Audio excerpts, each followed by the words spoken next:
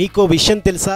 ప్రపంచంలో ఆక్సిజన్ను పీల్చుకుని ఆక్సిజన్నే వదిలే ఏకైక ప్రాణి మన గోవు. ఇంకో అద్భుతమైన విషయం తెలుసా?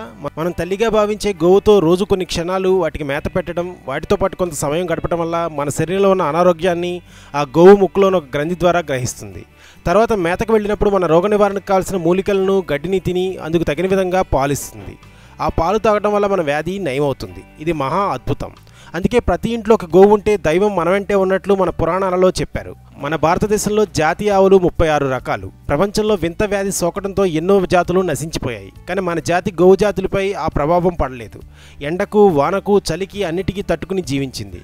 ఏ శాస్త్రవేత్తలకు అర్థం కానిది మన గోవు. వారు ఎన్ని జన్యు మార్పులు చేసిన జాతి అయినా అన్ని వాతావరణాలకు తట్టుకోలేకపోతున్నాయి ఆ కృత్రిమ జాతులు. అందుకే ప్రపంచంలో ఎన్నో దేశాలు మన గోవును ఎగుమతి చేసుకుని వృద్ధి చేసుకుంటున్నారు.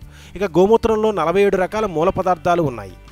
మన పురాణాలలో చెప్పిన పంచకవ్యంలోని 64 సూత్రాలపైన జరిగిన పరిశోధనతో గోమూత్రం మరియు గోవు పేడతో 300 రకాల మానవుల ఆరోగ్యానికి సంబంధించిన ఔషధాలను కనుగొన్నారు. అలానే వ్యవసాయానికి సంబంధించిన 25 రకాల ఔషధాలు కూడా కనుగొన్నారు. ఈ ఔషధాలు ప్రకృతి సహజమైనవి. ఎటువంటి రసాయనాలు అవసరం లేకుండా తయారు చేసుకోవచ్చు. అందుకే మన భారతీయ సంస్కృతిని గో సంస్కృతి అని కూడా అంటారు.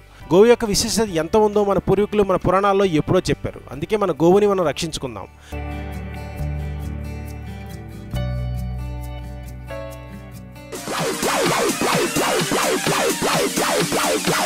Play.